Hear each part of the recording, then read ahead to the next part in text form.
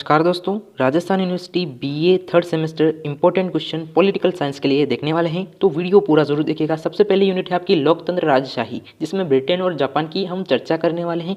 पहला क्वेश्चन है आपका, ब्रिटेन और जापान में संवैधानिक राजशाही में मुख्य अंतर क्या है, यह आपको बताना है। इसका आंसर आप देख सकते हैं यहाँ पर। संवैधानिक ब्रिटेन में संवैधानिक राजशाही है, जहाँ पर राजा और रानी पद पर वंशानुगत होता है, लेकिन वास्तविक शासन जो है आपके प्रधानमंत्री और संसद के हाथ में होता है।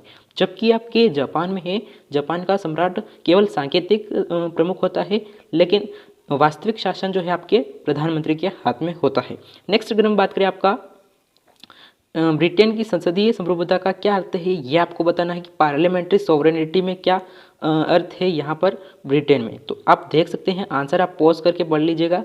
अगर नेक्स्ट क्वेश्चन की अगर हम बात करें आपका जापान में सम्राट की क्या भूमिका है, कितनी प्रभावी भूमिका है, यह आपको बताना है कि यहाँ पर सांकेतिक भूमिका है। 1947 के बाद संविधान के अनुसार सम्राट सिर्फ राष्ट्रीय प्रतीक है, उनकी वास्तविक राजनीतिक शक्ति नहीं है सम्राट की। नेक्स्ट अगर हम बात करें आपका फोर्थ क्वेश्चन, मैग्ना कार्टा और ग्लोरियस रेवोल्यूशन में ब्रिटेन की राजनीति को कैसे प्रभावित किया, ये आपको बताना है। ये एक इंपॉर्टेंट क्वेश्चन हो जाता है।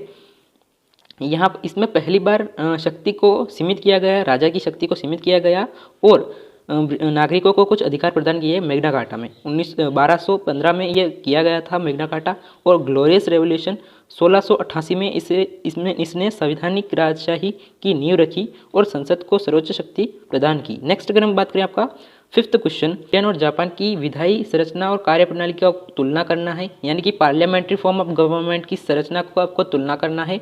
तो यहाँ पर ब्रिटेन का या देख सकते हैं द्विसदनीय होता है और जापान भी द्विसदनीय होता है। यहाँ पर हाउस ऑफ कॉमन्स और हाउस ऑफ लॉर्ड्स होता है, जबकि यहाँ पर होता है हाउस ऑफ रिप्रेजेंटेटिव और हाउस ऑफ काउंसिल्स। तो यहाँ पर थोड़ा अंतर हो जाता है। नेक्स्ट अगर हम बात करें आपकी सिक्स्थ क्वेश्चन सेकेंड यूनिट का इंपॉर्टेंट क्वेश्चन है, अमेरिका की संसदीय व्यवस्था में प्रमुख तत्व यानी कि प्रमुख विशेषता। यहाँ पर आप विशेषता देख सकते हैं अमेरिका की संघीय व्यवस्था की।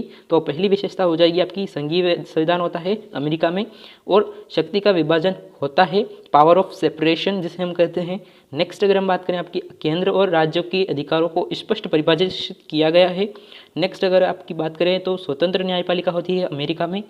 आपका सेवेंथ क्वेश्चन है, अमेरिका और स्विट्जरलैंड की लोकतांत्रिक प्रक्रिया की तुलना करनी है, यानी कि आपको अंतर बताना है। तुलना जहाँ पर भी आपको देखने को मिले उसका मतलब है अंतर। तो अमेरिका में आपको प्रत्यक्ष लोकतंत्र देखने को नहीं मिलता है, जबकि आपको स्विट्जरलैंड में प्रत्यक्ष लोकतंत्र को देखने को मिलता है। यानी कि अमेरिका में क्या होता है कि प्रतिनिधि लोकतंत्र होता है, यहाँ पर नागरिकों द्वारा चुने गए नेता शासन करते हैं, जबकि यहाँ पर प्रत्यक्ष लोकतंत्र है की व्यवस्था है, जहाँ पर नागरिकों को कोई भी मुद्दा हो सीधे मतदान करने का अधिकार दिया जाता है। नेक्स्ट अगर हम बात करें आपका आठवां क्वेश्चन, प्रत्यक्ष लोकतंत्र और अप्रत्यक्ष लोकतंत्र में आपको अंतर बताना है। ये थोड़ा यहाँ पर टाइपिंग का मिस्टेक हो गया, बाकी प्रत्यक्ष और अप्रत्यक्ष लोकतंत्र में आपको अंतर बताना है। नेक्स्ट अगर हम बात करें आपका ninth question, check and balance की प्रणाली अमेरिका में लोकतंत्र को कैसे प्रभावित किया, ये आपको बताना है। चेक एंड बैलेंस की प्रणाली अमेरिका में कार्यपालिका, विधायिका और न्यायपालिका के बीच शक्ति संतुलन का कार्य करती है, यह ताकि ये कोई भी अंग बहुत शक्तिशाली ना हो जाए। नेक्स्ट अगर हम बात करें आपका 10वां क्वेश्चन है, स्विट्जरलैंड में संघीय परिषद की भूमिका क्या है, यह आपको बताना है। यहाँ पर देख सकते हैं स्विट्जरलैंड में आपको फेडरल काउंसिल देखने को मिलती है, 7 सदस्य होते हैं। राष्ट्रपति प्रणाली की जगह एक सरकारी शासन प्रणाली लागू करता है। नेक्स्ट अगर हम बात करें आपका थर्ड यूनिट, फ्रांस की अर्ध राष्ट्रपति प्रणाली और प्रधानमंत्री की भूमिका क्या है, यह आपको बताना है कि राष्ट्रपति विदेश नीति और रक्षा मामलों को नियंत्रित करता है, जबकि प्रधानमंत्री आंतरिक प्रशासन और संसद के को जवाबदेही होता है। नेक्स्ट अगर हम बात करें आपका 12वां क्वेश्चन है कि चीन की एक दलीय संसदीय प्रणाली को आपको संरचना को आपको समझाना है। तो यहाँ पर इसका आंसर देख सकते हैं, कम्युनिस्ट पार्टी है यहाँ पर चीन में। नेक्स्ट अगर हम बात करें आपका चीन की कम्युनिस्ट पार्टी के प्रभाव और इसके स्थायित्व पर चर्चा करें, तो कम्युनिस्ट पार्टी एक बहुत शक्तिशाली संस्था नियंत्रण करती है, जबकि ये सेंसरशिप और एक केंद्रीकृत शासन प्रणाली के कारण अभी भी स्थायित्व इसका बना हुआ है। और नेक्स्ट अगर हम बात करें आपका फ्रांस में 5वें गणराज्य की स्थापना किन कारणों से हुई थी, तो ये आपको बताना है। इसका आंसर आपको देखने को मिल जाएगा, यहाँ पर पॉज करके पढ़ लीजिएगा। नेक्स्ट अगर हम बात करें आपका चीन और फ्रांस की राजनीतिक स्थिरता की तुलना करें, ये आपको बताना है कि फ्रांस में आपको लोकतंत्र देखने को मिलता है, लेकिन राजनीतिक अस्थिरता देखने को मिलती है, जबकि चीन में एक स्थिर है, लेकिन यहाँ पर नागरिकों को स्वतंत्रता सीमित है। नेक्स्ट अगर हम बात करें आपकी फोर्थ यूनिट, 16वां क्वेश्चन है आपका, नेपाल संवैधानिक राजतंत्र से संघीय गणराज्य में परिवर्तन की प्रक्रिया को आपको स्पष्ट करना है कि नेपाल ने 2008 में संवैधानिक राजतंत्र को समाप्त करके संघीय लोकतांत्रिक गणराज्य घोषित किया गया था। यह परिवर्तन व्यापक जन आंदोलन और माओवादी विद्रोह के कारण हुआ था। नेक्स्ट अगर हम बात करें आपका 17वां क्वेश्चन क्या है, श्रीलंका की राष्ट्रपति प्रणाली और नेपाल की संसदीय प्रणाली की आपको तुलना करनी है, यानी अंतर बताना है। तुलना जहाँ पर भी आपको देखने को मिले, अंतर और तुलना एक ही चीज़ होती है।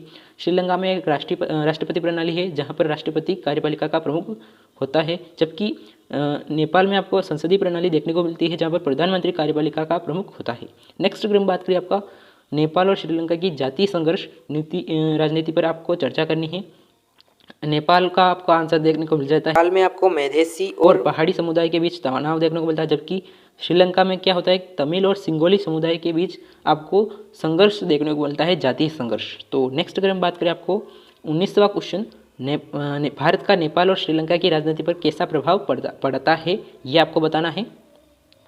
यहाँ पर आंसर देख सकते हैं। अगर मैं पूरा बताऊंगा तो वीडियो लंबा हो जाएगा, इसलिए मैं जल्दी आपको बता रहा हूँ। नेक्स्ट अगर हम बात करें आपका नेपाल और श्रीलंका में लोकतांत्रिक विकास की प्रमुख चुनौतियाँ क्या है, ये आपको बताना है कि जातीय संघर्ष, अस्थिर सरकार, आर्थिक चुनौती, ये सारी चुनौतियाँ हो जाती है, बाह्य हस्तक्षेप भी हो सकता। तो ये थे आपके 20 इंपॉर्टेंट क्वेश्चन जो कि आपकी पॉलिटिकल साइंस से जुड़े थे। आने वाले समय में राजस्थान यूनिवर्सिटी से जुड़ी जानकारी पाने के लिए चैनल को सब्सक्राइब करें। थैंक यू, जय हिंद।